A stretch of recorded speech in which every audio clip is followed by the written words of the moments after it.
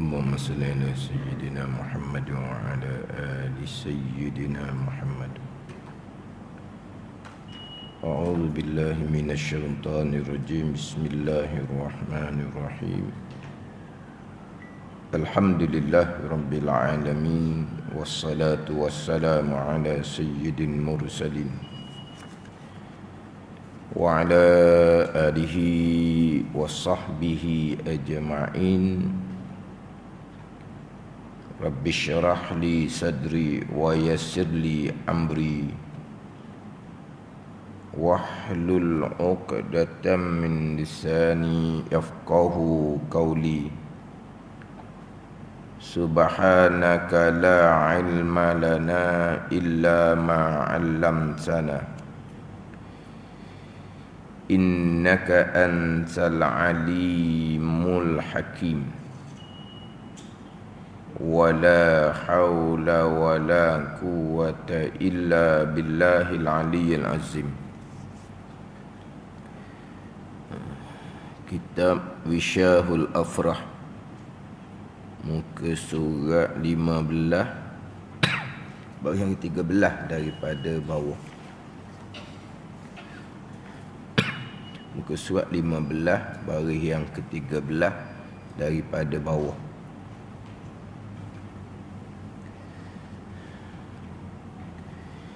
Qala al-muallifu rahimahullahu ta'ala wa nafa'ana bi'ulumihi amin.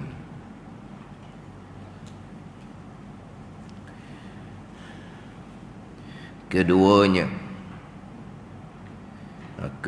daripada 3 rukun mandi wajib. Kedua daripada 3 rukun mandi wajib. Menghilangkan najis, yakni membasuh najis. Menghilangkan najis, yakni membasuh najis. Jika ada ia najis atas badannya, atas badan seseorang yang mandi wajib.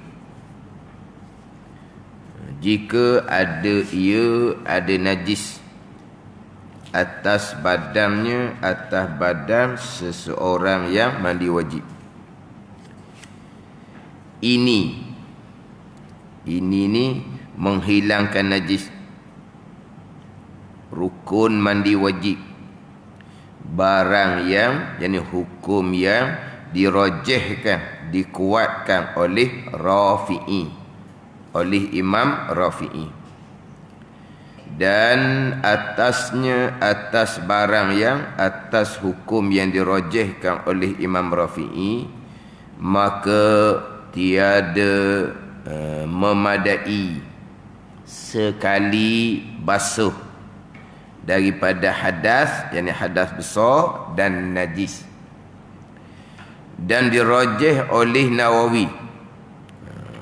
Dan dirajih ni barang yang dirajih, hukum yang dikuatkan oleh Imam Nawawi rahimahullah, akan memadai dengan sekali basuh daripada keduanya, daripada hadas dan najis. Ialah barang yang dirajihkan oleh Imam Nawawi, ialah yang rajihnya, yang kuat dalil. Dan tempat khilaf antara keduanya, antara Imam Rafi'i dengan Imam Nawawi, barang yang apabila ada ia najis, najis hukmi. Adapun jika ada ia najis, najis aini, wajib 2 kali basuh pada keduanya, pada Imam Rafi'i dan Imam Nawawi, Wajib 2 kali basuh tu jika tiada hilang segala sifatnya dengan sekali basuh. Dan jika hilang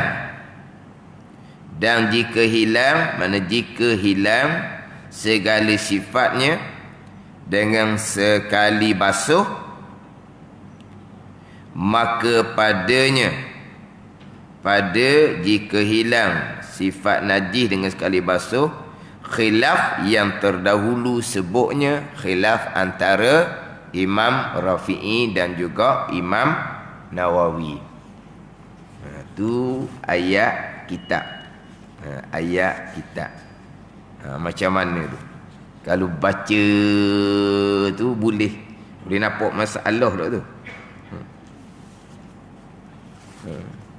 Baca ni berti tu ikut tepat dah tu. Dak lakoh. Hak kata koma, hak kata titik. Baca satu dah tu. Nak kira warna kita tu.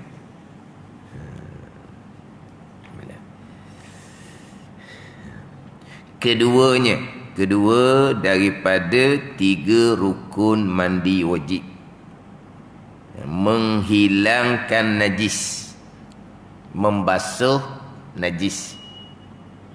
Jika ada ia najis atas badan seseorang yang mandi wajib. Jadi hak rukun yang kedua ni lah.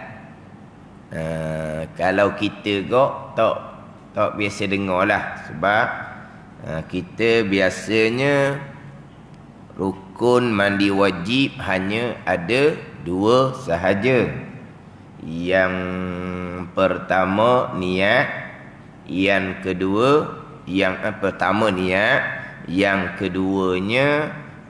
meratakan air. Hak tu hak kita biasa duk mengaji. Jadi rukun mandi wajib ada 2, niat rukun yang pertama, kemudian rukun yang kedua meratakan air. Tak ada ni hak rukun menghilangkan najis. Jadi apabila menghilangkan najis ni, jadi 3 rukun lah sebab tambah 1 ni. Tetapi hak rukun yang kedua ni, menghilangkan najis ni, kalau kira hak ghalibnya, memanglah ianya menjadi rukun ketika mandi wajib. Sebab dia akan bicara di bawah tu hak berkaitan dengan adakah 1 kali rata air tu boleh dapat 2 perkara ke tidak? Mana? Boleh tak yang pertama nak mengangkat hadas besar, dan dengan sekali tu juga nak nak menghilangkan najis. Dia persoalan di situ sahaja. Sekarang di tubuh, di badan ni maknanya anggota mandi wajib. Tiba-tiba di badan ni ada najis. Dengan sekali rata air tu boleh buat 2 ke tak? Yang pertama mengangkat hadas besar, yang kedua nak menyucikan najis dengan 1 air. Dengan 1 air ni boleh dapat 2 perkara ke tidak? Situ. Pada ni. Ini bicara yang macam sebut minggu lepas lah. Ini bicara sekali rata air. Tapi kalau kita mandi wajib yang berkali-kali air tu, tak nampaklah masalah ni. Macam kita bicara berkaitan dengan rukun mandi wajib yang pertama, niat. Jadi niat ni wajib disertakan niat pada awal basuhnya, supaya dibilangkan basuhnya Maka jika diniatnya kemudian daripada basuh satu suku, jadi basuh dah satu juzuk daripada tubuh, barulah hadir niat, wajib dikembalikan basuhnya. Hak ni pun kita pun kadang-kadang payah nak nampak lah. Sebab kita ni mandi wajib ni maknanya bukan sekali rata, berpuluh-puluh kali air meratai tubuh kita tu. Ni nak cerita hak sekali rata. Jadi hak ni saya sebut hak biasalah. Orang dia mandi, dia niat daripada atas. Walaupun setengah kitab bukan niat daripada atas, bukan niat daripada siram air atas kepala. Sebab siram air atas kepala tu kemudian dah. Siram air atas kepala tu kira kemudian dah. Tapi kalaulah kita kata dia siram air ataupun dia hak siram air, tuang air ke atas kepala ni, kalau hak jenis pakai cetong lah.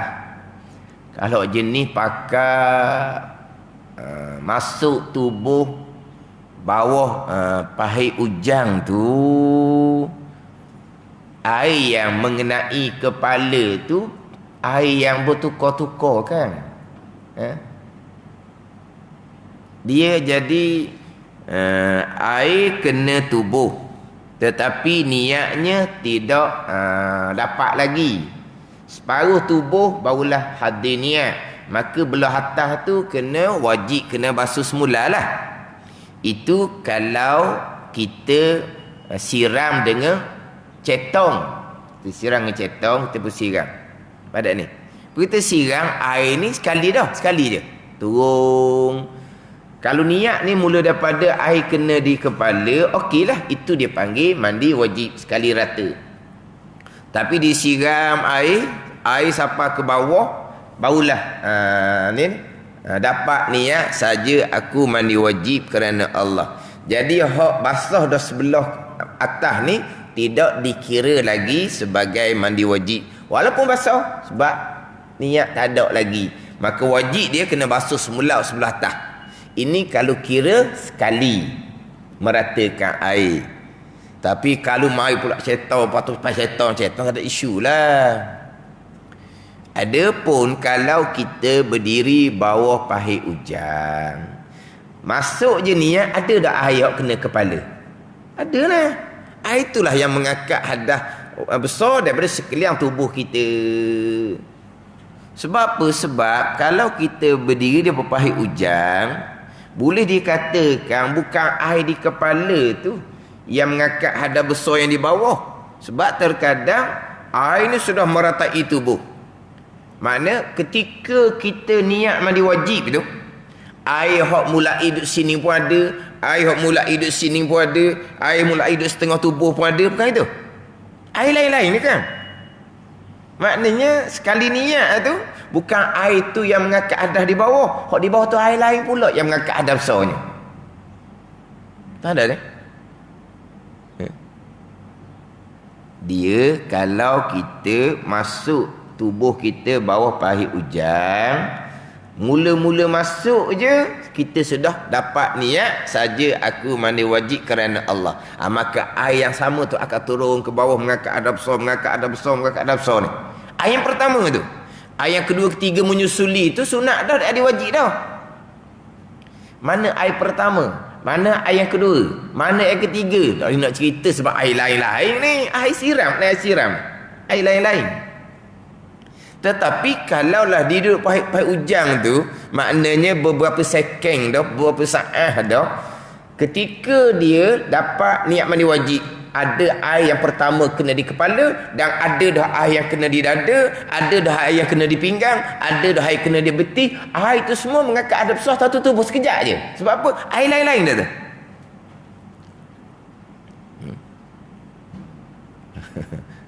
Minggu lepas kita bicara bab mandi wajib, tak baca kitab Penawati minggu lepas. Kalau minggu ni pula tak baca kitab Penawati. Orang bunyi ikut speaker di masjid yang burung ni. Kau minggu lepas kira niat mandi wajib sampai ke sejam setengah, minggu ni tak habis lagi. Kadang dikatakan ayah haji, mak haji ni tak pandai mandi wajib kena-kena. Macam saya sebut tadilah, kita tak faham macam mana satu air persoalannya. Boleh tak nak mengangkat hadas besar, boleh tak nak menghilangkan najis dengan sekali air. Tapi kalaulah mandi itu berbilang-bilang kali air, tak ada timbul isu lah. Tak ada timbul isu. Ini sebagai contoh lah. Ada orang, dia selepas daripada dia qada hajah, dia tak istinja. Dia hak tandah tu dia tariklah air tu. Okey, selesai. Dia pun pergi kat tempat mandi. Kita tandah tempat lain, mandi tempat lain. Ada dinding, tak ada dinding, bukan isu. Jadi dia pun mandi di tempat mandi. Baca bismillah macam biasa. Itu bukan tandah. Tandah dengan tempat mandi tak ada hadangan, tak ada isu di sini. Tandah tempat untuk qada hajah. Walaupun tak ada dinding, tak ada isu. Sekarang dia pun niat mandi wajib. Lepas dia niat mandi wajib itu, dia pun istinja. Baru dia istinja. Dia baru istinja, akhirnya bersihlah tempat istinja. Bersih dah tempat istinja pun, dia masih lagi meratakan dengan air. Yang bicara ni sekarang ni last kali. Last ni yang keberapa tak tahulah. Dia istinja tu lamalah dia menggunakan air. Sampai akhir sekali hilang sifat.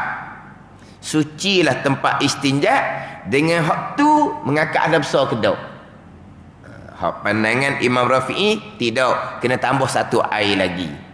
Pandangan Imam Nawawi okey dah. Suci tempat istinja serta terangkat hadas besar. Tapi kita ni lepas dah suci tu hilang sifat najis di tempat istinja, kita masih lagi duduk gonyoh situ, tak ada isu lah. Ada ni, kita masih lagi duduk gonyoh situ. Sebab kita sebut sebelum ni lah, berkali-kali tu, belah kali, puluh kali tak tahulah. Pernah bilang tau, mandi wajib ni berapa kali duduk meratakan air tu. Tapi sebenarnya kita bukan mandi wajib. Sebenarnya kita yang lama tu, kita untuk menghilangkan kotoran di tubuh, nak menghilangkan daki, nak menghilangkan kotoran busuk-busuk di tubuh. Maknanya mandi wajib kita beres dah. Pada ni kita mandi wajib kata tadi dah. Kemudian ni bersabung ni bukan mandi wajib dah sebenarnya. Hanya untuk menghilangkan daki dan kotoran di tubuh. Jadi makna mandi lama tu sebenarnya bukan mandi wajib. Ke kita mandi lama daripada mula-mula meratakan air dengan air mutlak, kemudian bubur sabung, kemudian datangkan air mutlak pula untuk menghilangkan sabung, berpuluh-puluh kali air meratai tubuh kita, kesemua tu kita anggap mandi wajib? Tidak. Ada ni. Sebab kita ni tak buat perkara sunat. Perkara sunatnya macam mana? Kita disunatkan menghilangkan najis dan cemar-cemar di tubuh kita sebelum mandi wajib. Sunat menghilangkan najis, sunat istinja dahulu. Sunat menghilangkan cemar-cemar. Ada cemar, kotoran-kotoran. Mana? Daki, dipanggil cemar. Kotoran yang bau busuk dipanggil cemar. Sunat belaka ni, sunat menghilangkan najis dan cemar sebelum kita memulai mandi wajib. Dan memang biasanya orang kita kalau qada hajah memang dia istinja dahulu di tandah tu, barulah dia pergi mandi wajib. Kalau saya sebut tadi ni, dia istinja ketika mandi wajib. Maknanya dia tidak hilangkan najis dahulu sebelum mandi wajib. Tak ada satu perkara sunat. Cuma kitanya biasanya yang kita tinggal perkara sunat adalah hilangkan cemar-cemar sebelum daripada kita memulai mandi wajib. Kita biasanya ketika mandi wajib itulah berserta dengan menghilangkan cemar-cemar. Tapi bagi kita sebenarnya bukan mandi wajib kita hok kata 5 6 10 minit tu dah. Memang kita mandi wajib bagi kitanya hok kata mula-mula je. Hok kemudian tu bukan nak mengangkat hadap besar dah. Kemudian tu nak menghilangkan cemar tadilah. Yang disunatkan menghilangkan cemar tu sebelum daripada kita mandi wajib. Jadi kalau kita mandi lama pun bukan panggil mandi wajib lah. Tak apa, tu dah masalah. Cuma saya sebut tadi ni, apabila kita nak bicara sekarang berkaitan dengan satu kali rata air. Satu kali rata air boleh menghasilkan dua perkara ataupun tidak. Boleh tak mengangkat hadap besar serta dengan menghilangkan najis dengan satu air. Ini khilafnya. Kemudian hak khilaf ni najis yang macam mana? Najis hukmi ataupun najis aini yang boleh hilang dengan sekali rata air. Panjang situ pula. Jadi payah ayat kitab. Sama juga saya sebut tadi, hak berkaitan dengan wajib disertakan wuduk pada awal basuhan. Supaya dibilangkan basuhnya. Maka jika diniatnya kemudian basuh satu suku, wajib dikembalikan basuhnya. Maknanya dia air sudah kena separuh tubuh. Mana pakai cetong ni lah, bukan pakai paip hujan. Tapi sampai ke bawah barulah dapat niat saja aku mandi wajib. Maka hak di bawah ni terangkat ada besar. Hak di atas hak basah ni niat tak lagi masa tu. Dok lagi, tak panggil mandi wajib lagi. Kena ratakan semula hak air sebelah atas ni, wajib diratakan semula. Maknanya dengan kira sekali rata air. Tapi kalau kita pas tetong tak ada isu lah. Ada ni.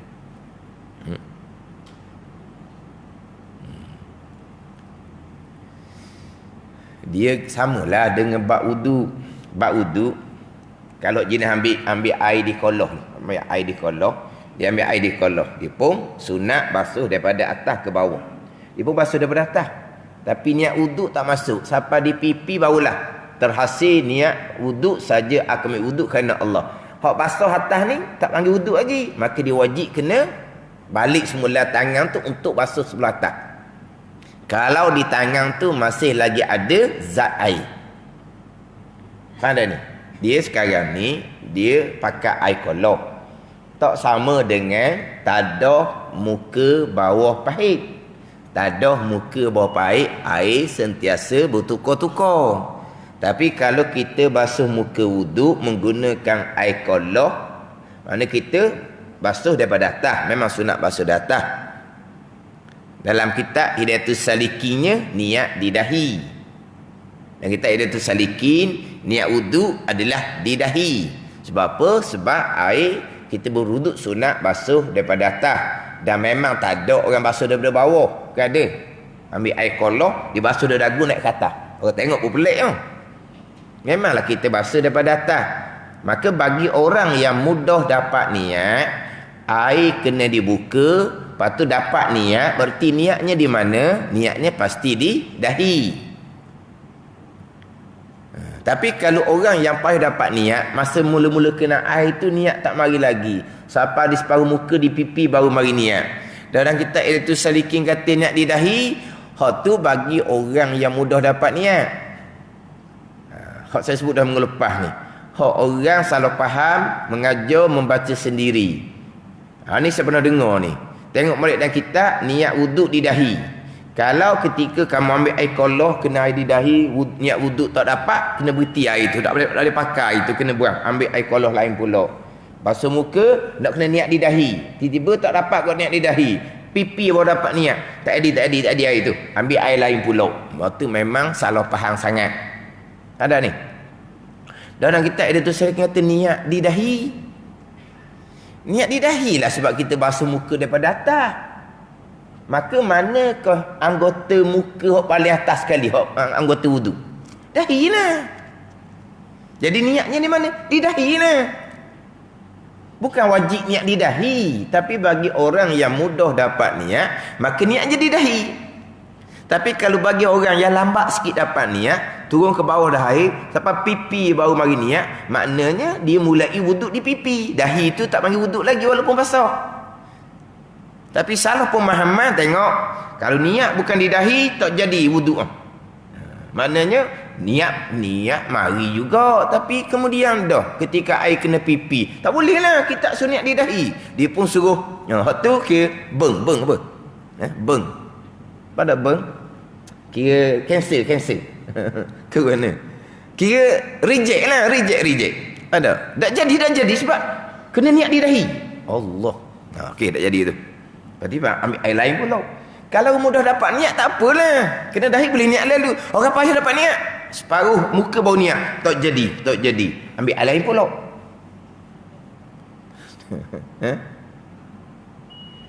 Ada pun kali letak muka bawah batang pahit tak apa, ibu situ. Tu lain. Sebab air duduk dahi sama. Pada ni, kalau bermuka bawah pahit, air duduk dahi sama. Ibu buah muka di situ, orang duduk belakang tengok apa dia duduk buah muka bawah pahit. Lepas tu gosok-gosok pun dah. Dia kata selagi tak boleh niat, tak boleh gosok. Kalau gosok mustamah air. Pening pula kita dengar. Kata mengaji mana pula pesing ni mengarut Dia nak gosok boleh, lepas masuk niat baru boleh gosok. Kalau tak masuk niat lagi, kalau gosok dah mustamah air. Kata pening belajar ni. Dia tak gosok ibu muka buat pahit. Aku tunggu belakang dia. Dah pahit tak banyak, surah je. Kalau masjid apalah pahit banyak. Kalau pahit 2-3 batang je. Orang habis kuliah maghrib, jadi berwuduk masa isyak tu ramai lah orang batal semayang masa kuliah maghrib ya. Duk tunggu ke dia. Hidup muka pahit. Lepas tu dia gosok pun tak. Gosok tak boleh, mustamah air. Dia kata dia belajar gitu. Kata hak tu hak air pahit. Hak ni air koloh ni. Air koloh. Kan air koloh tu kan kita basuh muka tu kan air sekali je dah. Kalau air pahit tadi dia air berlainan. Mana niat saja ni air di dahi. Tak apalah. Tapi kalau air koloh, jadi basuh muka, air kena di dahi, tak hadir niat, sampai pipi bawah hadir niat, tak boleh. Ni. Tak jadi dia tu. Dia basuh lain pula. Apa ke basuh baju dia?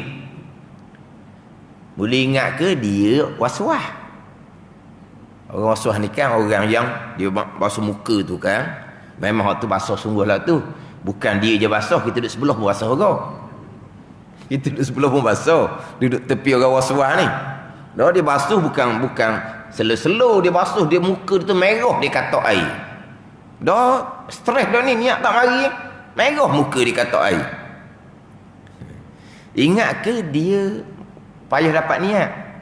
Kena-kena dia salah faham, salah pengajian. Dah kenapa kamu ni payah dapat niat ke? Dok, saya dapat niat. Tapi tak dapat niat ketika permulaan air kena di dahi. Saya dapat niat ketika tengah muka dah. Dah kenapa? Janji di muka sudah lah. Niat di dahi ke, niat di pipi ke, niat di batang hidung ke, niat di dagu ke. Janji niat tu ketika membasuh muka, bukan ketika membasuh dahi muka. Niat ni ketika membasuh muka ke, niat ketika membasuh dahi? Niat ketika membasuh muka. Dan muka ni dahi, pipi, hidung, dagu, muka lah tu. Maknanya niat kat mana-mana pun sah lah niat wuduk tu. Dok dia kata dia mengaji niat kena di dahi. Tu kalau kamu mudah dapat niat. Bukan syarat niat di dahi. Niat ketika membasuh muka. Jadi kalau ketika membasuh muka, anggota mana kau? Juzuk mana kau? Muka ni panggil satu anggota. Juzuk mana kau di anggota muka yang pertama kena air? Dahi lah. Niat situlah kalau orang mudah dapat niat. Lepas tu dia kata niat tu di dahi. Dia pakai betul benar gitu. Niat di dahi. Kalau Ketika di dahi tak dapat niat, di pipi baru dapat niat, tak jadi, tak sah niat tu. Sebab niat di dahi. Ini orang belajar ni. Jadi kalau dia air kolah dibasuh, jadi masa di dahi tak hadir lagi niat, sampai di pipi barulah hadir niat. Maknanya atas ni tak ada lagi wuduk, tak ada lagi wuduk. Basah dah dahi ni, tak ada lagi wuduk. Maka dia wajib kena peratakan balik di kawasan dahi. Kalau ketika sampai ke dagu tu, di tangan dia masih lagi ada zat air. Mana kalau dia ambil air kolah tu dua belah tangan ni banyak lah. Kadang-kadang ada orang dia ambil air kolah ni sebelah aja. Sebelah lagi dia pegang di tepi kolah ke, sebab air tu ke dalam sedikit ke air kurang, dia pegang tepi ni. Dia menggunakan sebelah tangan, mungkin air tu sedikit. Sampai di dagu, di niat di pipi. Sampai di dagu ni mungkin sudah tidak ada jirim air, cuma ada basah. Dia berwuduk, dia wajib sama. Wajib berwuduk ni kena air, bukan kena basuh, kena ada air. Kalau air tidak ada, hanya basah, dia panggil menyapu. Faham tak ni? Wuduk menyapu hanya kepala. Mandi wajib membasuh sekalian, tak ada sapu. Adapun wuduk, muka, tangan sampai ke siku, kaki basuh, kepala sapu. Sapu tu basah, tak ada jirim air. Adapun muka, tangan sampai ke siku, kaki adalah basuh. Jadi sekalian kawasan muka, sekalian kawasan tangan dan kaki wajib kena ada jirim air, baru dipanggil membasuh. Jadi kalau dia ambil air kolah hanya secekok air, dibasuh muka di belah atas, lepas tu niatnya tak dapat sampai pipi bawah main niat, ni dipusing-pusing kat bawah ni, nak naik balik ke atas, ada lagi jirim air. Tak ada, dia kena ambil air lain lah untuk basuh sebelah atas tu. Tapi kalau dia ambil dua belah tangan, banyak ni, belah tangan, dia basuh muka, niat wuduk dapat di pipi, sampai bawah ni dia naik semula lah di dahi tu. Sebab apa? Sebab belah atas tu tak panggil wuduk lagi, sebab tak niat tadi. Niat ni di pipi. Selesai hak basuhan yang wajib, barulah sunat kali yang kedua, sunat kali yang ketiga.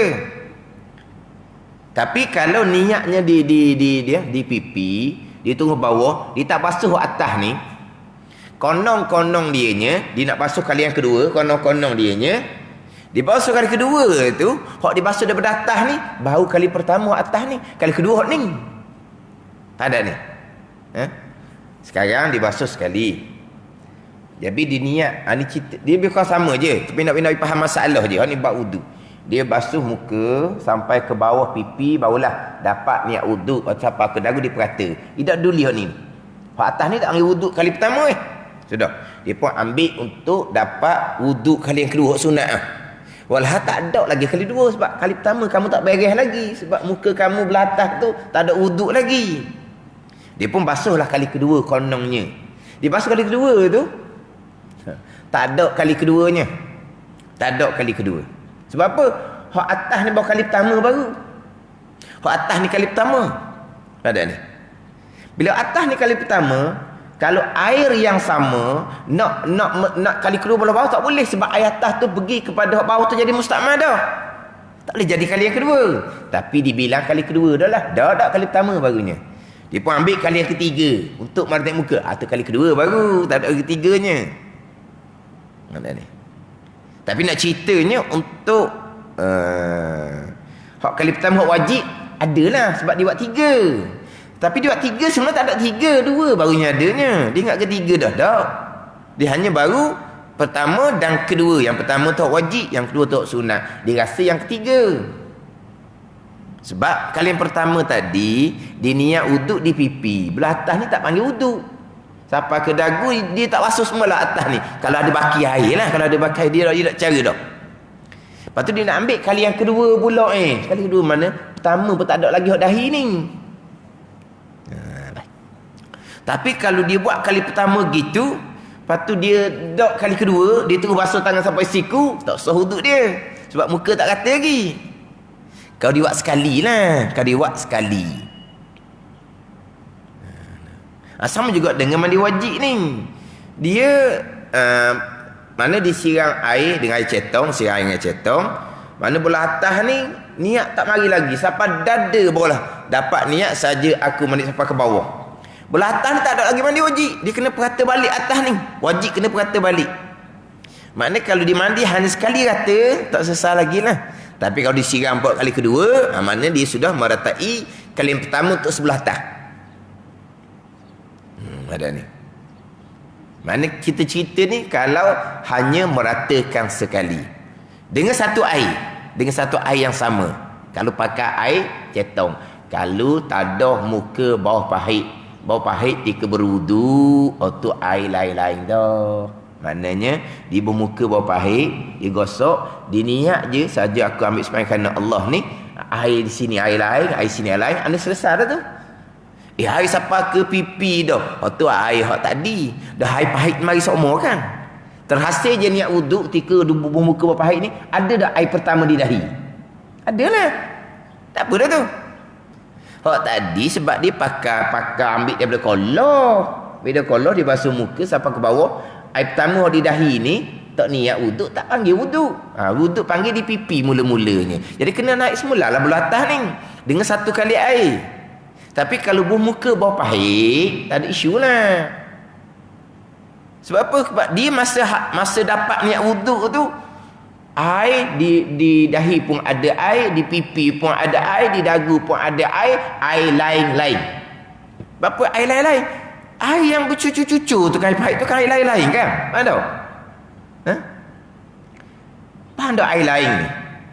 Ke air lain ni kena tubik muka bawah pahit masuk semula. Air yang kedua, tubik muka bawah pahit masuk lagi ketiga. Dah, ni air lain di muka kita tu. Sebab air dipanggil air berlari. Maka air tu air lain-lain.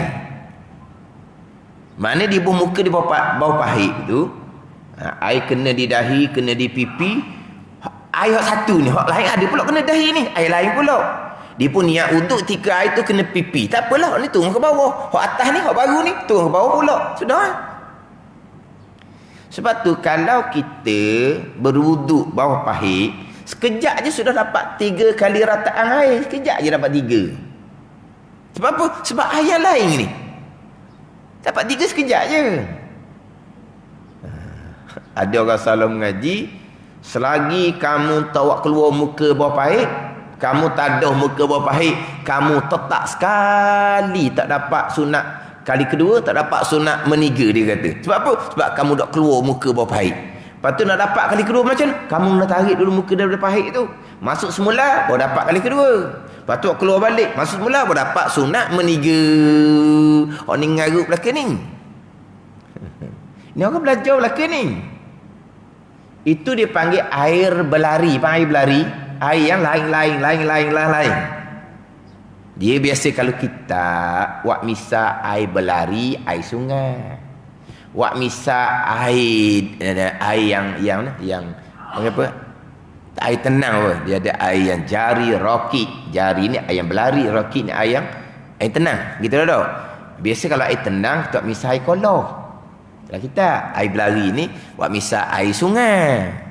Sebab air sungai ni kan air lain tu kan. Air kolok, air yang senyap, air yang diam. Tu. Jadi kalau air yang berlari macam air sungai, kalau kita tidak menyelam lah, kita nak basuh satu-satu anggota. Walaupun kita mandi sungai, kita berwuduk, kita boleh je menyelam, niat wuduk, maka keempat-empat anggota wuduk tengah keadah. Tapi walaupun begitu, kita sunat lah. Walaupun di sungai sekalipun, kita basuh asing-asing untuk muka, untuk tangan, untuk kepala, untuk kaki sunat. Walaupun boleh dah menyelam, lepas tu niat wuduk, terangkat hadas kecil empat anggota. Jadi kalaulah kita kata, dia selam muka dia dalam sungai, tu dia pun niat wuduk. Sekali, 2 kali, dapatlah 3 larian air, sudah selesailah wuduk. Dia pun masuk tangan sampai siku dalam sungai tu sekejap je. Sekali, 2 kali, 3 kali. Bukan kata bubuh tangan dalam sungai, bubuh sekali. Angkat, bubuh yang kedua. Boleh pada sunat, angkat. Bubuh yang ketiga, dapat sunat meniga. Tak payah sebab air lain-lain tu. Sama dengan bawah pahit. Samalah. Air koloh lain. Air koloh kalau kita masuk tangan, Kita selesai basuh muka, kita masuk tangan dalam kolor sampai ke siku ni. Rata dah lagi tangan. Rata dah, selesai dah hak wajib. Macam mana nak dapat meniga? Kali kedua, kali ketiga. Nak dapat meniga macam mana? Air tak gerak. Air yang sama. Ini panggil air yang tenang, air kolor. Jadi macam mana nak dapat sunat kali kedua, ketiga? Kita gerakkan tangan. Mana air lain dah? Yang kedua, gerakkan tangan. Boleh yang ketiga. Ataupun tangan kita tidak gerakkan, kita gerakkan air dengan kita gosok. Sekali, dua, tiga. Tangan tidak gerakkan, tapi air kita gerakkan. Mana air kita gerakkan? Mana air sudah bertukar-tukar. Dapatlah meniga. Mana ni? Bukan kata tangan dalam kolor, angkat keluar. Yang kedua, angkat keluar. Yang ketiga, tu salah belaka tu. Jadi air belari, kita kata air bawah pahit. Air belari tu air yang lain-lain. Jadi tak timbul isu lah. Sama dengan kita mandi wajib. Kita mandi wajib bukan pakai cetong, pakai berdiri bawah pahit. Bawah pahit hujan. Jadi maknanya air tetap duduk di kepala ni. Air tetap duduk di kepala. Air bertukar-tukar lah. Faham ni?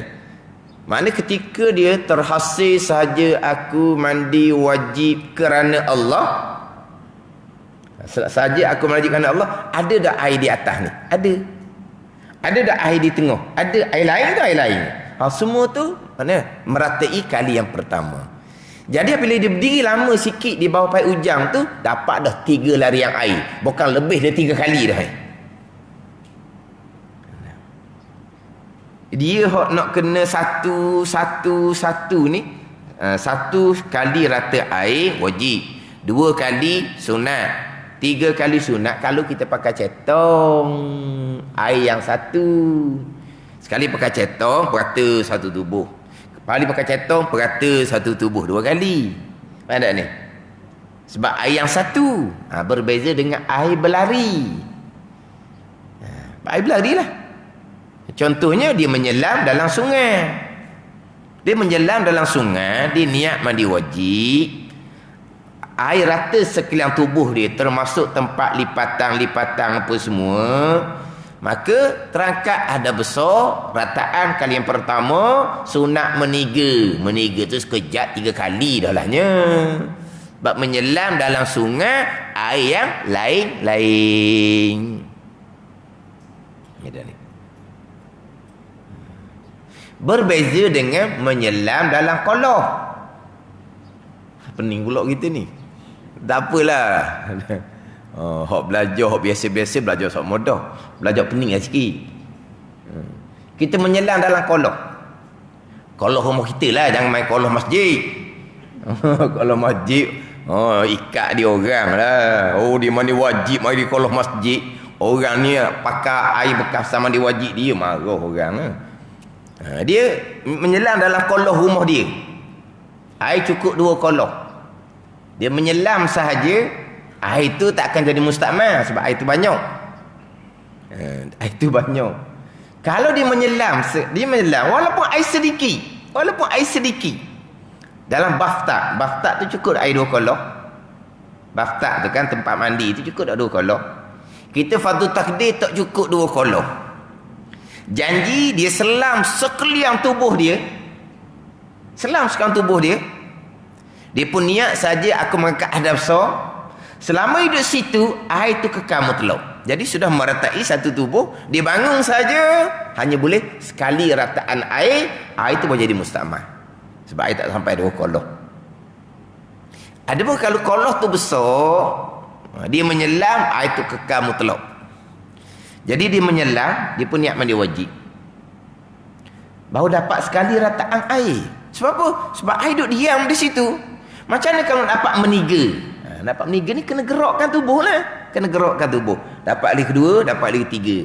Ataupun tidak gerakkan tubuh, kamu gerakkan air dengan kamu gosok tubuh kamu. Bila kamu gosok tubuh kamu, mana air sudah bertukar ganti. Yang kedua, yang ketiga. Sebab dia panggil apa? Air kolor tu air tenang.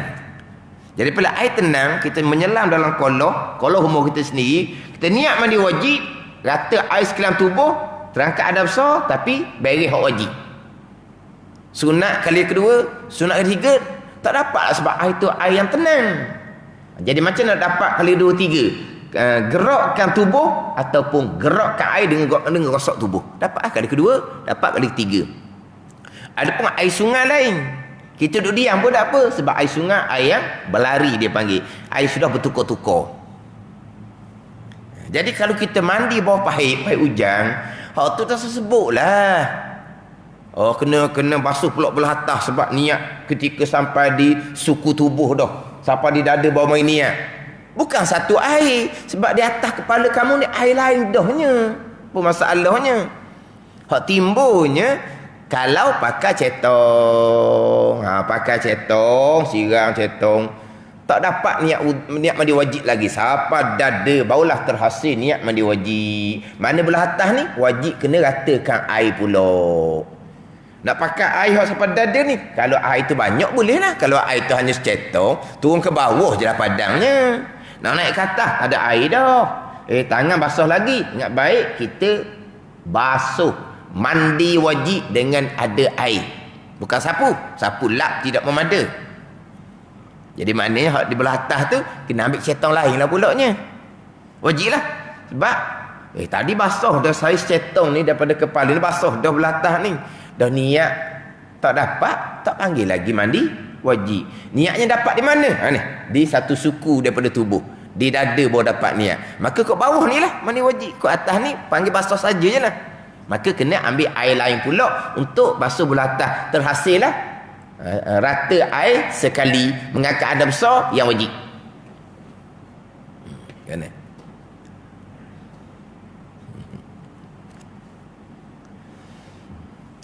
Dia biasalah.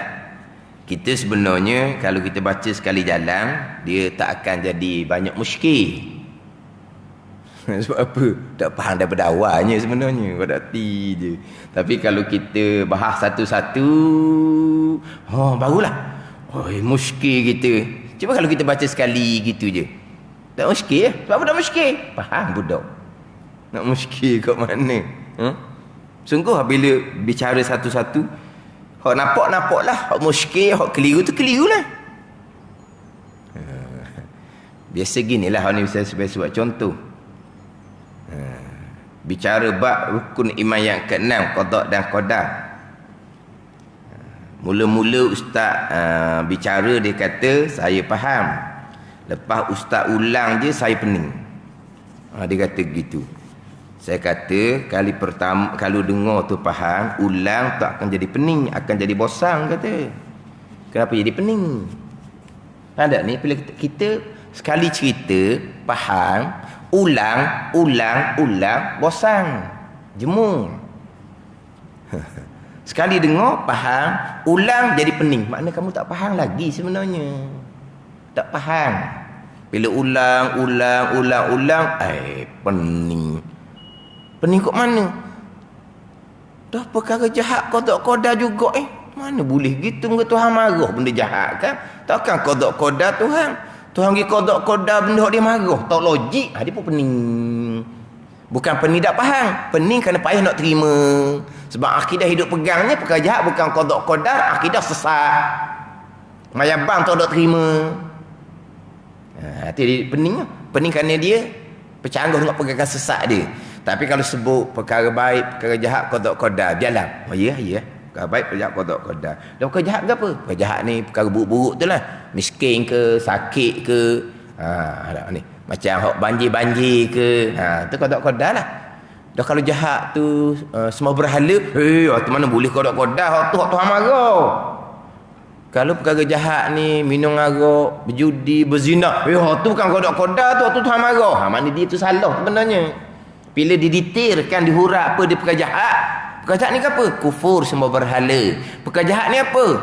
Minum arak ni benda maksiat. Minum arak, berjudi, berzina. Pening. Dia pening. Sebab apa? Dia tak faham sebenarnya. Dia fahamnya benda jahat ni, dia faham benda buruk. Benda buruk miskin buruk tu. Sakit buruk tu. Banjir buruk tu. Hak tu yang qada-qadanya. Bukan kata benda jahat ni semua berhala. Bukan kata benda jahat ni benda ni berjudi, minum arak, berzina, waktu benda Tuhan marah. Mana boleh kodak-kodak waktu. Yang ada ni. Jadi mula-mula dengar, faham. Lepas ulang, pening. Sebab dia tak faham mula-mula tu. Dia tak faham.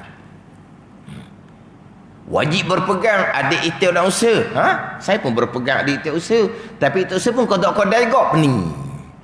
Dah, ikhtiar usaha kodak-kodak. Tuhan juga tak ada gitu. Tak ada Dah kenapa wajib berpegang ada kodak dan kodak, ada ikhtiar usaha. Dia pening. Dia pening sebab apa? Dia tak faham daripada awal. Mana kalau cerita sepital lalu, dia tak ada pegangan, takkan berubah. Dia sebab tu dia sekali lalu je. Ataupun ada juga pesen. Ulang tak faham dia kata. Tak faham, cari orang lain pula lah cakap hurah. Marilah seorang ni ustaz hurah. Mudah je faham. Senang je lah. Sebab apa mudah faham senang? Sebab ustaz tu hurah sama je. Dah saya hurah bulan kali ni dia tak boleh nak terima. Bila mari yang kedua dia terpaksa kena terima lah sebab benda yang sama. Cuba kalau mari kedua tempat lain aja. Jawab saya lain. Tu aku kata tak pening kena salah ustaz orang aja. Pada ni. Tiba-tiba mari yang kedua.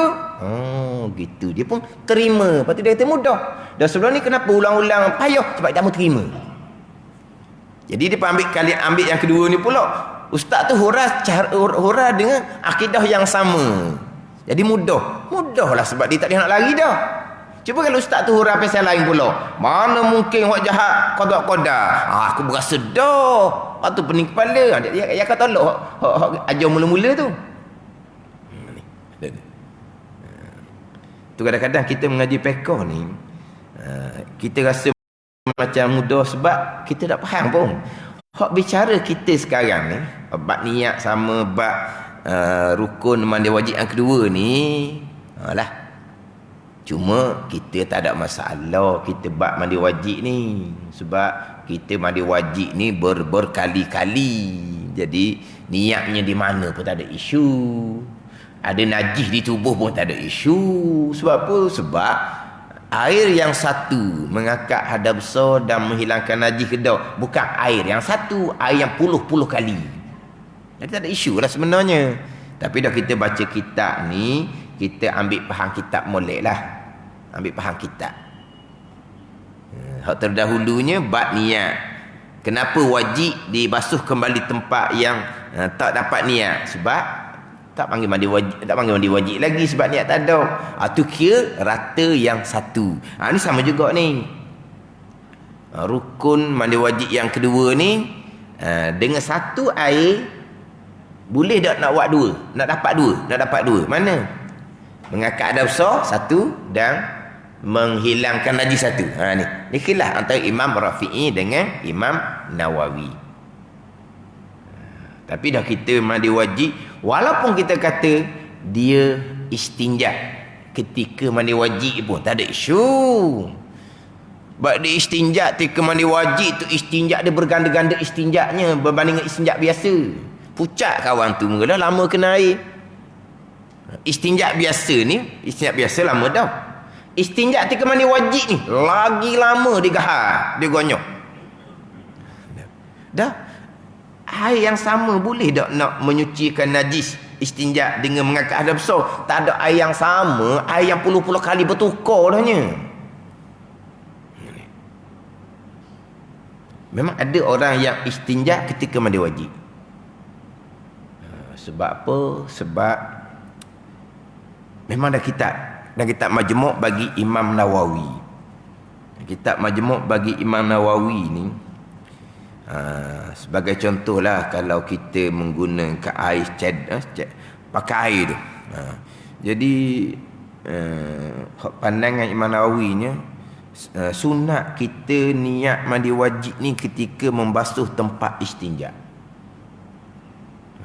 Sebab apa? Sebab tapi ni kita bicara hak dululah, orang dulu lain. Orang dulu qada hajah tempat lain, istinja tempat lain. Ada ni. Kita dimakruhkan istinja di tempat qada hajah. Kita dimakruhkan istinja tempat qada hajah. Jadi qada hajahnya di tempat lain, istinja ni di tempat lain. Ini kisah dulu. Faham tak ni? Kisah dulu kan? Dok dulu benar lah, dulu benar di istinja nu dalam rok kemunting. Kenal kemunting? Buah kemunting, bukan kain kemunting tu, bukan. Buah kemunting. Tak kenal orang sekarang ni buah kemunting. Kenal buah kemunting? Kenyang lah. Mana kalau kita pergi berok, kita makan buah kemunting, habis berok tu kenyang semula. Mana keluar, lepas tu masuk dah lain. Masuk buah kemunting. Dah kenal buah kemunting orang kita punya. No, qada hajah no. Dalam rok, dalam hutang. Itulah nak pergi qada hajah, jumpa buah kemunting, lepas tu balik jumpa buah kemunting, kenyang lah. Lepas tu istinja di mana? Di telaga. Ni kita orang dulu. Ada ni, dia tak ada tanda. Jadi kenapa kata makruh kita istinja di tempat kita qada hajah? Sebab dibimbangi air tu akan kena atas najis, akan mengercik ke kita. Ada ni. Hak qada hajah di mana? Atas tanah zaman dulu lah. Sekarang ni kita qada hajah di tempat tu, kita istinja tempat tu tak ada isu tu. Tak ada kena-kena dah tu. Hak kata makruh istinja di tempat qada hajah, hak macam qada hajah zaman dulu. Hak sekarang ni hak kita ni tak ada apa-apa dah. Cuma bagi orang waswah ni, selepas dia qada hajah, dia tarik dulu air tu. Dia tarik dulu, tak ada dalam baru dia istinja. Tu orang hak dia ragu sedikitlah. Faham tak ni? Sebab kita sekarang ni dia buat tempat qada hajah tu secara yang mana air tidak akan mengercik ke atas. Faham tak ni? Air mengercik ke atas ni kita menggunakan air besar, menyebabkan air kena tepi-tepi memang mengercik kepada kita. Kalau kita menggunakan air yang kecil, air slow, faham tak? Air yang panggil apa? Air hok buka slow tu lah, buka perlahan panggil. Ni istinja dia punyalah buka air tu. Dia buka air tu, mula-mula air tu lari gini. Faham tak? Wayar kan air lah. Dah dibuka kuat. Ni lari ni, faham tak ni? Kita duduk tandas sebelah ni bangun. Sebab apa? Ni perang air. Apa benda lah kata. Dekat tandas masjid tu kan. Dia belah bawah tu dia tak rapat dengan latar. Kalau hitam nampak dah. Dia tak nampak ni. Dia tak rapat di latar. Dia punya dinding tu. Jadi bila sebelah tu dia buka paip. Jadi wayar tu dia pegang selu-selu. Nampak? Wayar tu terlucut di tangan dia. Faham? Ni mana kita sebelah pun was-was juga jadi. Apa? Air ni, air. Jadi hak mengercik ni kita menggunakan air yang besar. Kalau kita menggunakan air yang perlahan, air yang slow, dia tidak akan mengercik. Sebab air bila jatuh ke dia panggil mangkuk panggil. Dia panggil mangkuk tau. Mangkuk tandas. Tandas panggil mangkuk juga. Hak bubuh tu pun panggil mangkuk juga. Kalau air tu perlahan, air yang jatuh ke mangkuk tidak akan naik kepada kita. Tapi yang mengercik pada kita kalau air tu mengenai tepi-tepi. Tu kerana kita menggunakan air besar. Jadi maknanya walaupun kita istinja di tempat qada hajah tidak akan dibimbangi mengercik, maka tak makruh lah. Tambah pula kalau orang hak jenis waswas tu, selepas dia qada hajah dia tarik dulu. Dia tarik, bersih dulu barulah dia istinja. Tapi kalau tak tarik sekalipun kita istinja, mengercik ke tak? Tidak akan mengercik. Berbeza kalau kita qada hajah macam zaman dulu. Di situ kita qada hajah, di situ kita nak basuh, mengercik Sebab itulah dimakruhkan kita istinja di tempat qada hajah, tempat yang macam mana? Macam zaman dulu. Bukan tempat istinja zaman sekarang. Dia kita ni rukun mandi wajib yang kedua ni. Dari minggu depan pula baca nampak pukul 10 dah kita ni.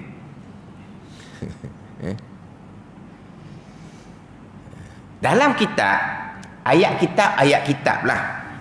Dalam kitab kita disunatkan ketika nak qada hajah kita menjauhkan daripada orang. Kan ada? Kita disunatkan menjauh. Jangan dekat dengan orang. Tak ada ni. Ni qada hajat dekat dengan meja makan, orang tengah makan nasi. Dia masuk dalam jamban, pok bunyi dalam tu. Orang luar nak makan nasi. Sunat menjauh. Ni dalam kitab, sunat menjauh. Kalau kita orang qada hajat tidak boleh pergi jauh sebab di situ saja tempat boleh qada hajat, orang yang tidak qada hajat sunat berjauh. Disunat kena larikan diri. Kita nak qada hajat, sunat kita jauhkan diri daripada orang. Kita masuk dalam hutan. Tapi kita tak ada tempat boleh pergi. Masuk hutan kita tak berani, tepi-tepi hutan tu boleh lah. Tapi masih lagi dekat dengan orang ramai. Orang ramai ni sunat terjauh. Biasanya gitu. Tapi macam mana kita qada hajah dalam rumah kita dekat dia kata sunat jauh. Sunat jauh ni jika timbul rasa malu. Sekarang ni tak ada dah, tak ada benda dah. Tak apa dah jauh pun. Kan kita ni kan. Jadi tempat qada hajah ni kau lama kau dekat, kau lama kau dekat. Dulu qada hajah dalam hutan. Kemudian buat tandah. Tepi tanah, tepi hujung pagar, buat tandah. Ya, dulu ingat tak? Hok dia buat makuk tandah tu kan. Kan dulu kan ngeping tu kan. Sokong dia boleh makuk tandah. Boleh makuk tandah, tak sokong tak boleh makuk tandah tu. Makuk tandah tu zaman dulu. Keping makuk tandah tu. Sokong boleh makuk tandah, tak sokong tak boleh makuk tandah. Jadi makuk tandah hujung pagar. Mulasanya. Jadi kalau malam-malam tu kena menemang. Tidak tahu berani. Kena menemang. Ni, lepas tu mula macam-macam lah. Mungkin jauh kat hutan, kat hujung pagar kan. Ada binatang lah, ada apalah. Lepas tu, lama-lama. Jadi hok tandah hujung pagar ni, pubuh tepi rumah. Kau dekat. Pubuh tepi rumah. Lama-lama naik atas rumah. Lama naik atas rumah. Dulu ada orang. Dia kata, dia marah lah. Dia kata, kamu bawa tempat syaitan ke dalam rumah kamu. Ni. Kan kata sunat perjauh kan? Nak kata sunat perjauh. Kalau tak timbul rasa malu segan, tak ada lah sunat perjauh tu dalam rumah pun tak apa. Tapi dulu ada. Ni. Orang lain, tandah naik atas rumah dah. Naik dapur lah. Dapur bukan atas rumah tu. Mana? Dulu hujung pagar, kemudian dekat-dekat dengan rumah, kemudian naik atas rumah. Dulu ada. Saya ingat lagi masa budak-budak. Dia kata orang sekarang ni sudah panggil syaitan masuk atas rumah. Sebab apa? Sebab tanda. Ni. Lama-lama dalam bilik tidur seseorang. Lama-lama. Lepas tu mana kata sunat berjauh? Sunat berjauh ni jika timbul rasa malu dan segan. Kalau jadi tak ada apa-apa dah, tak ada masalah lah kita dekat pun. Ke kan ni? Boleh makan ke dok? Kita tengah makan nasi, dia pun masuk dalam tandah. Tepi tu je. Boleh makan tak? Kau sedap makan ni. Ada apa-apa ada benda. Ada apalah. Tak ada lah sunat jauh tu. Tapi kalau dia ni tak faham kitab tu maksudnya apa, marah lah. Daripada dulu dalam hutan, tepi pagar, tepi rumah, dapur rumah, naik atas rumah, perdekat. Akhirnya masuk dalam bilik. Masuk dalam bilik pula, lambat pula tutup lepas buka pintu. Mengamuk pula orang tua. Syaitan keluar ramai dia kata. Pula dah. Mengamuk lah pulaknya. Jadi nak semayang dalam rumah.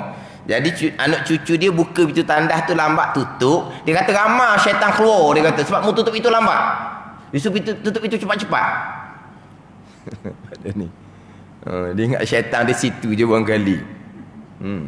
Jangan ada salah faham. Dia kata kalau kita semayang dalam bilik tandas tak tutup, semayang itu tak terima. Apa begitu pun. Lah. Kita semayang apa? Tandas tempat syaitan kita tak tutup. Memanglah kita tutup. Tak ada orang tutup. Orang tutup tu orang kata bolah je. Tapi taklah kata gitu.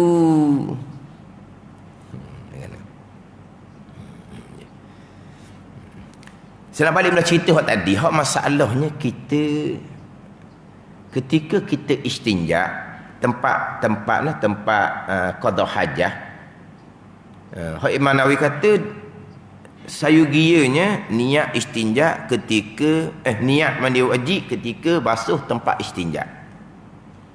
Sebab apa? Sebabnya terkadang ni kita tengok molek. Ni kita kadang-kadang lupa. Memang ada dinyatakan oleh Manawi, terkadang kita lupa. Bila kita qada hajah, kita istinja. Beres, bersih. Kita pun pergi mandi, tempat mandi. Kita pun niat mandi wajib. Terkadang kita tak peduli dah tempat istinja. Sebab apa? Bersih dah di situ. Itu bersih daripada najis. Kamu nak mengangkat hadas besar di tempat itu bertakuk, bertangkuk, berdempek. Tempat tu berdempek. Jadi kalau kamu kekalkan berdiri, tempat tu tidak akan kena air. Tak sah mandi wajib.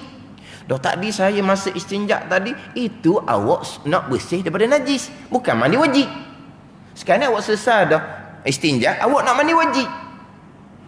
Di tempat awak istinja tadi tu, dia halakah dubur apa semua tu kan, dia berdempek, bertangkuk ketika berdiri. Dia tak duduk dah. Ni dibimbangi ni. Lepas tu kata Imam Nawawinya, sayugianya kita niat istinja ketika niat mandi wajib ketika istinja. Ketika basuh tempat istinja. Cuma persoalan kitanya saya sebut tadi, kita ni istinja di tempat qada hajah. Jadi kita nak niat mandi wajib, kita nak baca auzubillah dahulu, kita nak baca bismillah dahulu. Tak boleh sebab dalam tandas. Kalau orang dulu tak apa, sebab dia qada hajah tempat lain, dia istinja di telaga, bukan tempat qada hajah. Maka di situ bukan tandas. Sebab qada hajahnya di tempat lain, istinjanya di tepi telaga, bukan tandas. Jadi masa istinja tu dia nak niat mandi wajib, okeylah, dia baca auzubillah, dia baca bismillah, sebab bukan tandas. Adapun kita ni, kita istinja di tempat qada hajah, dalam tandas. Nak baca auzubillah, nak baca bismillah, hukumnya makruh. Gitu je lah. Memang dah kitab Majmu' mengatakan bahawa sayugianya kita niat mandi wajib ketika kita membasuh tempat istinja.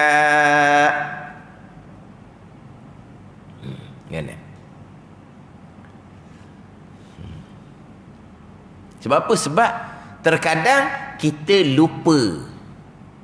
Lepas kita istinja, bukan niat mandi wajib, lepas istinja siap, kita mencangkung atas dua kaki, kita pun pergi tempat mandi, kita pun buka pahit hujan, kita pun mandi wajib. Tempat tu kita amati ke tak? Tempat yang kita istinja tadi, kita sudah tidak amati. Sebab sudah bersih daripada najis, bukan terangkat hadas besar. Sebab tadi belum lagi niat mengangkat hadas besar, sekarang baru nak mengangkat hadas besar. Kau nak kira. Maka itulah sayugianya kata Imam Nawawi, niat mandi wajib ketika membasuh tempat istinja.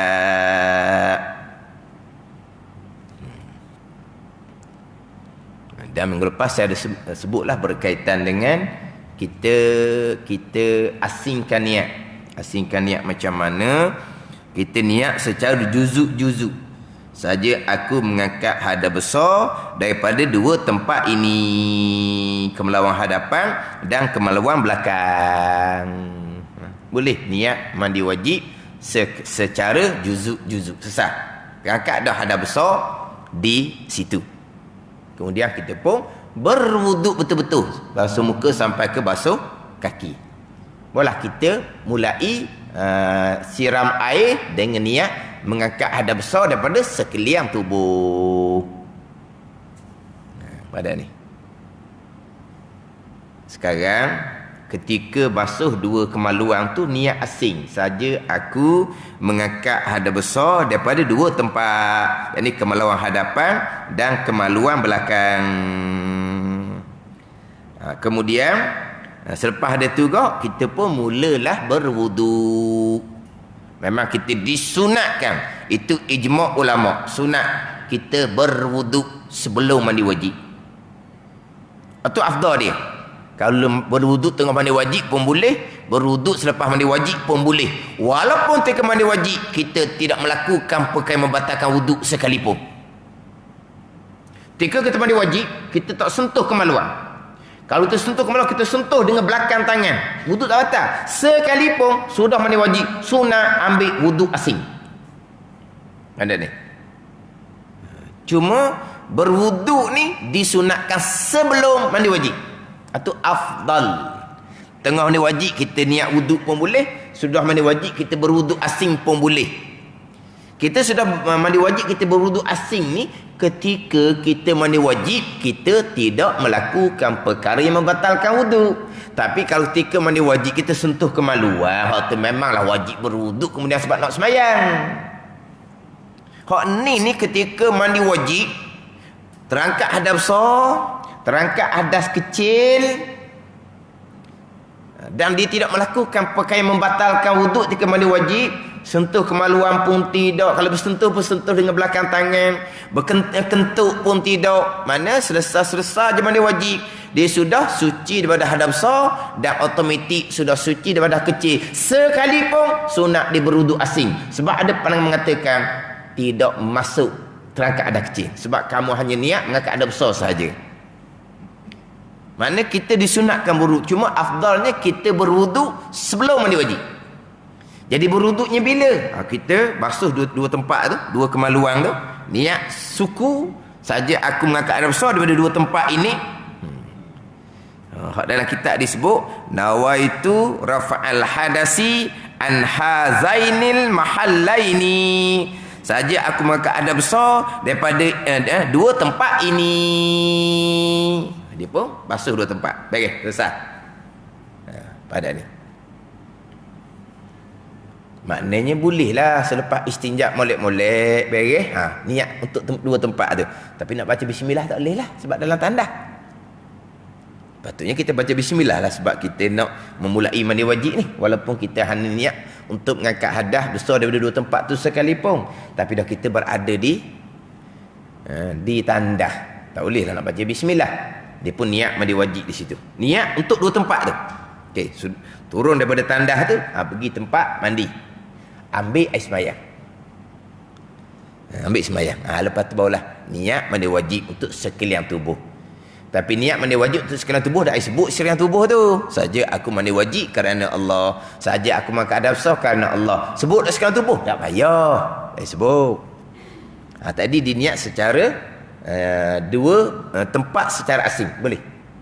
Ada ni. Sebab minggu lepas saya ada sebut kalau kita niat mandi wajib ketika kita sentuh dua tempat tu, dia niat mandi wajib. Bukan niat mandi wajib untuk dua tempat tu. Niat mandi wajib secara itlaq. Niat mandi wajib mana? Saja aku mandi wajib kerana Allah. Kemudian dia pun meratakan tempat tu, dua kemaluan tadi. Jadi terangkat hadas besar di tempat tu dan terangkat hadas besar di tangan dia tu. Di tangan kiri dia tu. Tangan kiri dia ni terangkat hadas besar. Terangkat hadas besar. Di tangan ni ada dah hadas kecil? Ada dah hadas kecil? Ada dah hadas kecil? Adalah. Kat empat anggota kan. Muka, tangan sampai ke siku, kepala, kaki kan. Anggota hadas kecil. Anggota wudu. Jadi bila dia ketika dia menyentuh kemaluan, terangkat hadas besar sebab dia niat ni untuk satu tubuh. Niat bukan niat satu, niat itlaq, niat umum. Saja aku mandi wajib kerana Allah, saja aku makan hadas besar kerana Allah. Ada ni. Umum. Jadi maknanya bila dia meratai air di dua tempat tu, terangkat hadas besar. Tapi jangan lupa tangan pun ni terangkat hadas besar juga. Ada ni. Tangan ni terangkat hadas besar. Tapi di tangan ni ada tak hadas kecil? Adalah ni. Ada kecil wuduk. Jadi terangkat hadas besar di tangan, terangkat hadas kecil di tangan, sentuh kemaluan, tangan ni kembali berhadas kecil. Dah tangan pun tak sampai siku lagi. Dah. Dia dalam bab terangkat hadas kecil, ketika automatik terangkat hadas besar, dia tak berkait dengan satu-satu anggota sepenuhnya. Tak berkait.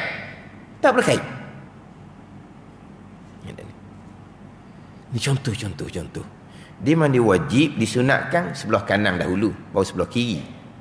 Dia pun basuh sebelah kanan. Kenalah anggota tangan sampai ke bawah kanan. Jangan kat ada kecil. Kena belah kanan, kena kaki. Tengah kat ada kecil. Tangan kiri tak kena lagi. Tak ada masalah. Tak ada tertib dah ni. Sebab bukan berwuduk, bukan mengangkat ada kecil, mengangkat ada besar, terangkat ada kecil, terhasil wuduk automatik juga. Bukan kita niat pun. Jadi di meratai sebelah kanan contohnya, terangkat ada besar serta ada kecil di tangan kanan. Lepas tu di kaki kanan. Macam mana terangkat ada kecil di kaki kanan? Tangan kiri pun belum terangkat lagi. Tak ada kaitan, tak ada tertib. Jadi maknanya tangan kiri dia sentuh kemaluan tu. Terangkat ada besar di kemaluan dia. Terangkat ada besar di ni. Lepas itu barulah dia meratai sekalian tubuh. Terangkat ada besar, terangkat ada kecil, tanpa melakukan perkara yang menyebabkan batal wuduk. Maka di muka, di tangan, di kepala kaki ada wuduk, melainkan di sini. Ini tak ada wuduk. Sebab apa? Sebab ada wuduk tadi. Terangkat ada besar, terangkat ada kecil, sentuh kemaluan, kembali balik berhadap kecil di tangan. Tu. Jadi ni susah sikit lah jadi. Kena basuh tangan kemudian niat sebagai saja aku main wuduk kerana Allah. Tapi kalau dia niat secara suku benar, saja aku mengangkat hadas besar an hazainil mahallaini, daripada dua tempat ini. Mana tangan dia ni, dia belum lagi niat mengangkat hadas besar. Sebab dia hanya niat mengangkat hadas besar untuk dua tempat tu sahaja. Mana? Ni cerita hukum. Hak kata, kita dulu apa ustaz? Sudah selesai mandi wajib, wuduk batal gilah, kita ambil wuduk lain. Tu pesen kita. Ni pesen hak ngaji. Ada benda pun. Dah lah kita nak ngaji kau ada pesen orang tua kan, bukan nak ngaji pesen budak-budak pasti budak-budak kalau rendah. Baca gitu je dak. Waktu kita pandai dah tu. Hak ni hak level hak level pertengahan lah dak. Padang kita orang tua tak malu sikit. Ngaji bab mandi wajib. Ngaji sekali dengar faham, dua kali dengar tak faham. Sekali dengar okey lagi. Tadi hok baca kitab hok rukun yang kedua tu. Sekali dengar kitab, hok kitab tu panjang lebar tu. Satu tu. Gimana? Dia gini. Kalau kita baca straight tak pening sebab tak faham. Senang tau. Senang. Tapi tak jadi lah gitu. Kita baca molek, biar faham molek. Hak mana boleh faham, bolehlah. Tak boleh faham, tak apa. Tak ada jadi salah mandi wajib kita. Mandi wajib kita niat memang tetap dah kita niat. Meratakan air sekalian anggota tubuh lebih daripada meratakan air pucak dah tuangnya. Cuma kadang-kadang tak adilah. Walaupun meratakan air, akhirnya mandi wajibnya tak duduk cakung pun. Pakai berdiri. Daripada mula mandi wajib sampai sudah mandi wajib. Berdiri je. Allah. Jadi di tempat tu anggota zahir tu. Halaqah dubur anggota zahir. Tempat zahir ketika mencangkung atas dua kaki daripada kemeluar hadapan perempuan anggota zahir. Kalau dia mandi wajib hanya berdiri tanpa mencangkung, air tidak akan meratai tempat tu. Ada ni. Tak kata mandi wajib. Walaupun kita kata kita mandi wajib ni berpuluh-puluh kali air meratai tubuh, hak tubuh luar, hak tempat yang bertangkuk, berdempet ketika kita berdiri tu. Sebab tu hak dalam kitab Majmu' Bagi Nawawi tu. Mana sayyinya niat ketika basuh di tempat istinja. Sebab apa? Sebab terkadang kita lupa nak meratai tempat tu ketika kita mandi wajib. Sebab ketika tadi beres dah. Beres masa mana? Beres masa istinja. Tu beres istinja, bukan mengangkat adab besar.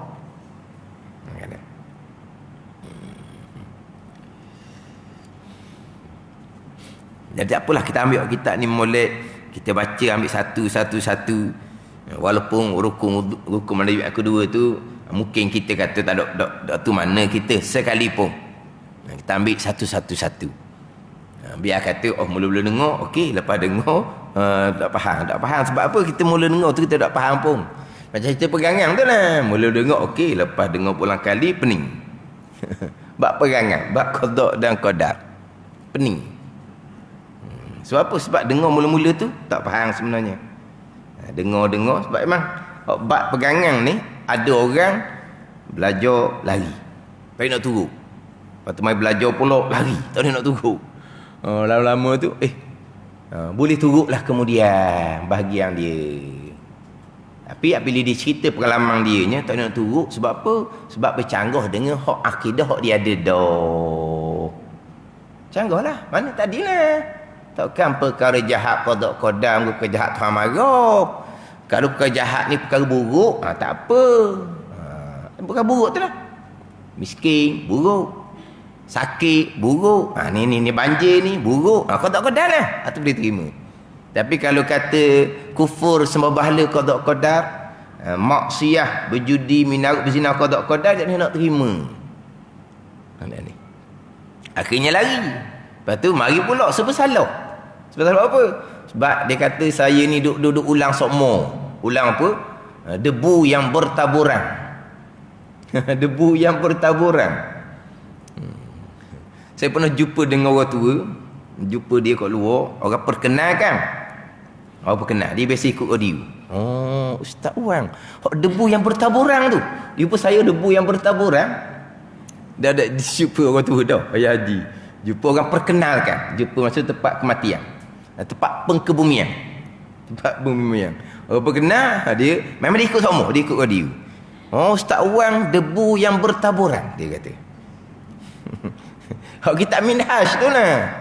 Kitab Minhaj tu kan. Fatakunu ibadatuka haba'an mansura. Maka ibadah yang kamu lakukan jadi debu yang bertaburan jikalau kamu berpegang dengan akidah yang terpesong. Tak ada. Amal tuan tak terima. Memang saya ulang semua. Jadi orang hok lari ngaji ni ingat tu lah. Amal tuan tak terima ni mari semula. Tak nak turun, lari pula. Lepas tu mari pula. Akhirnya dia mengaku. Tak boleh nak turut, bukan tak boleh nak faham. Tak boleh nak terima. Sebab apa? Bercanggah dengan akidah sesat. Tapi mujurlah ngaji pula. Dia hanya faham buruk ni, jahat ni, dia sebut dengan buruk. Jahat ni disebut dengan buruk. Hak adi nabinya khairihi wa syarihi.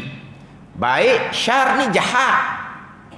Dia terjemah dengan buruk. Buruk ni pergi kepada miskin, sakit, sekarang ni banjir. Tu qada qadar tidak dinafikan. Tapi sembah berhala qada qadar tak nak terima. Minarut berjudi berzina qada qadar tak boleh nak terima.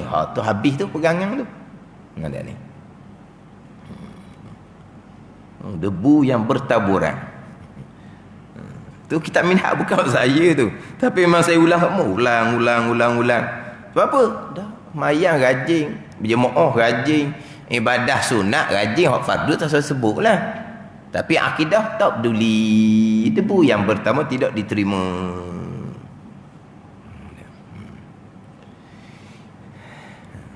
Kemudian hak qada qadar ni, hak mani, hak pahit, baik, jahat, khulwihi wa murih. Nabi kata hak mani, hak pahit. Hak pahit itulah miskin, sakit, ni musibah banjir, tu hak pahit dia panggil qada qadar. Itu semua adalah ujian daripada Allah Subhanahu wa taala. Kita Terengganu ni alhamdulillah lah hari ni panas hari ni dah. Panas leda dah kitanya. Di tempat lain. Dulu kok Terengganu, Kelantan, ni pergi kena pula di Selangor. Itu ujian daripada Allah Subhanahu wa taala. Ujian daripada Allah. Jangan pula kita jadi panda-panda pula. Tuhan bayar cash lah. Tuhan turun balak lah. Sebab apa? Sebab semayang tak rapat sah lah. Bila Tuhan royak ke dia? Yang dipanda-panda sangat tu. Tuhan bayar cash. Sebab apa? Sebab mempermain-main dengan hukum Allah. Mempermainkan sunnah Nabi rapatkan sah. Nak lawan perintah Nabi rapatkan sah. Sebab nak ikut puak Yahudi. Allah sedapnya. Sebab nak ikut puat WHO. Lepas tu Tuhan turun bala. Oh, dia tahu rahsia kerajaan Allah ni. Dia tahu rahsia kerajaan Allah. Oh, ni pok-pok jahil belaka ni. Pok-pok jahil. Dan FB banyak orang pun ambil, orang share. Tapi setakat saya terpandang tu alhamdulillah lah. Tak ada di kalangan hok duk ngaji fardu ain. Hok duk ngaji fardu ain tauhid, fiqh, tasawuf tak terpandang lagi lah. Ada saya terpandang orang perempuan. Dia tu biasa ikut pengajian lain lah, tapi dia biasa share pengajian lain. Hok ustaz hok mengajar tu habis lembut cakap. Tapi dia punya tulisan Allahu akbar. Ya, perempuan dia punya tulisan. Tuhan bayar kes, Tuhan turun bala. Kenapa? Kerana mempermain-mainkan hukum Allah, mempermain-mainkan sunnah Nabi. Sebab apa? Sebab nak ikut Yahudi dah, nak ikut WHO dah. Oh, perempuan ni hak selalu share rakaman pengajaran. Hak ustaz yang dia share tu cukup lembut percakapan, tapi melahirkan pelajar yang biadab wajar seumpama ni. Dan saya ada terpandang orang yang share tu orang yang selalu share kuliah. Jadual kalau share semua jadual kuliah. Sama juga nak mempermainkan Allah Subhanahu wa taala, nak jarak-jarakkan dalam solat. Itu semua maksiat kemungkaran. Tuhan turun bala. Jadi maknanya dia tahu tu. Dia tahu rahsia kerajaan Allah sebab Allah beritahu ke dia. Ni sama ginilah, sama contoh. Bila berlaku je musibah, rumah terbakar. Ni rumah dia ni pakai duit bak kali ni. Jangan. Kereta baru tiba-tiba accident. Ni kereta dia ni kereta hasil tak molek ni. Siapa kita? Kalau kena atas kita, kena musibah atas kita, kita muhasabahlah. Kenapa Tuhan hanguskan rumah kita ni? Kemungkinan kita ni dapat hasilan daripada yang untuk bahagian kita. Jangan kita nak hukum orang. Tu rumah terbakar tu mesti rumah tu hasil tak molek.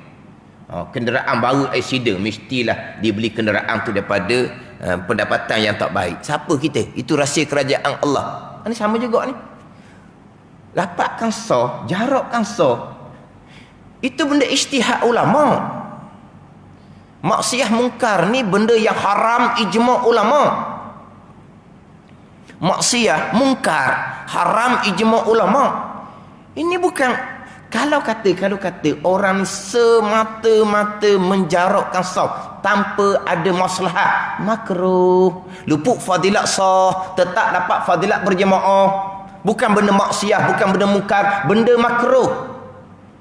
Sekarang ni pula jarakkan sah kerana ada maslahat. Tiba-tiba inilah ni mungkar maksiat, lawan hukum Tuhan, mempermainkan hukum Tuhan, jarakkan sah. Kemudian nak berbincang pula, nak rapatkan sah ni oleh ahli-ahli. Orang pun komen, ahli syaitan dia kata. Yang mesyuarat nak rapatkan sah ni ahli majlis agama, ahli syaitan disebut. Ni budak orang-orang hok tak ada pelajaran agama dia panggil. Jadi diingat ke ditulis dalam FB tu halal begitu je. Muflih dia pada masyarakat nanti. Sama pula orang hok share, orang hok komen. Tunggulah maidam kaji semua dah tu kalau masjid. Kalau di pasaraya tak ada kaji-kaji pun. Kalau di stadium tak ada kaji-kaji pun. Apa benda? Pasaraya masih lagi ada SOP.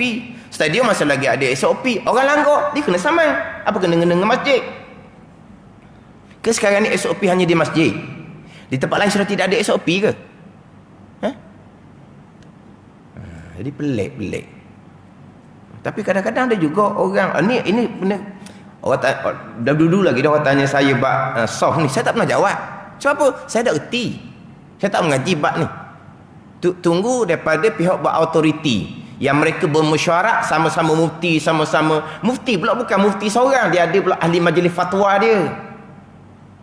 Tanya saya tak tahu erti benda gitu. Daripada mula-mula dulu lagi dah. Tapi ada juga mufti cakap kat luar. Kita cadang nak suruh rapatkan sah, masih lagi bicara bab jangkitan penyakit. Lepas tu tempat luar tak ada jangkitan, masjid ada jangkitan. Mufti ni Kamu nak cakap-cakap dalam mesyuarat kamu, kenapa kamu nak cyber dalam FB? Merosokkan orang ramai. Dah masjid jadi jangkitan. Luar masjid tak ada jangkitan. Tak ada jangkitan apa? 4,000 sehari tak ada jangkitan. 4,000 sehari tak ada jangkitan ke? Tapi 4,000 sehari tu bunyi tak jangkitan masjid? Orang main masjid 5 kali sehari. Ada tak bunyi jangkitan? Tak ada bunyi. Dan jangkitan mari mana? Mari tempat lain. Patutnya kita nampak dah mana apa keberkesanan masjid kita. Kan mana kawan-kawannya kalau nak rapat kasar kan jangkitan dah luar. Luar tu ada jangkitan lah 4,000 5,000 sehari. Kemarin je turun 3,000. Tengok pula esok naik pula 4,000. Tak ada jangkitan. Tapi ada dari masjid jangkitan? Tak ada. Walaupun mari 5 kali pun, walaupun hari Jumaat mari penuh pun. Hak pasar raya tu pergi 2 minggu sebulan sekali je. Hidup ukit stadium tu, tak ada dah stadium sekali tu je pun tu pun kena samang dahnya. Lepas tu hidup ukit ni hak kolam renang tempat orang buat maksiat tak ada kena-mengena dengan masjid. Jadi tak tahulah. Jaga molek apa yang kita tulis-tulis itu mahsyar belaka. Mudah-mudah Tuhan turun bala, Tuhan bayar cash kerana apa? Kerana ikut Yahudi, ikut Dajjal. Itu semua rahsia kerajaan Allah Subhanahu wa taala. Jangan duk pandai-pandai benda gitu. Maknanya ini benda ijtihad ulama. Rapat ke Jaruk ke tu Arab Saudi Mekah kita tahu dak Mekah daripada bulan September lagi dah. Kis dia 100 ke bawah, 2 angka. Apa? 2 digit orang panggil. Tengok dalam dia punya tu, dalam dunia dia punya statistiknya. Saya ada tengok kemarin. Statistiknya.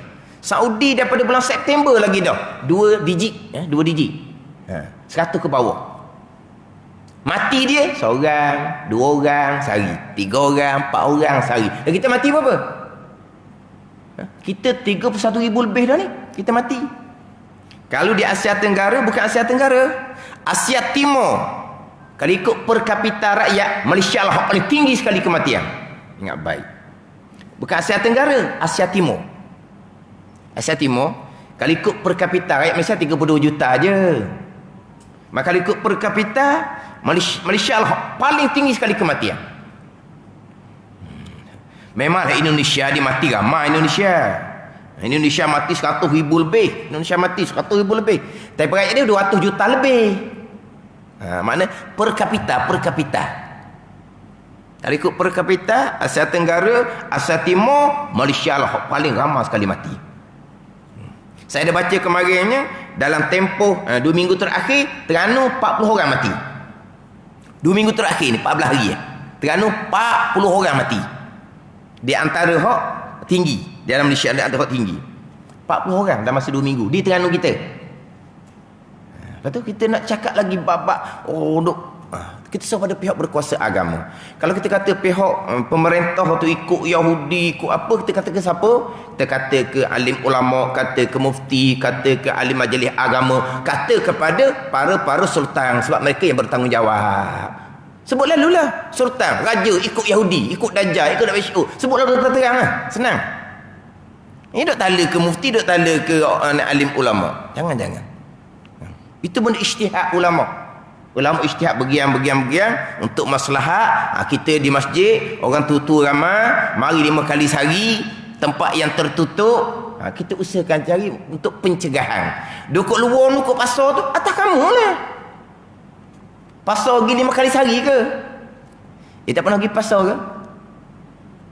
Memanglah kadang tempat tu agak ni rapat sikit. Kita lari segera pergi tempat hak lega. Sebab kita bergerak tak ada masalah. Tutup lah pasal senang, tak usah duduk makan.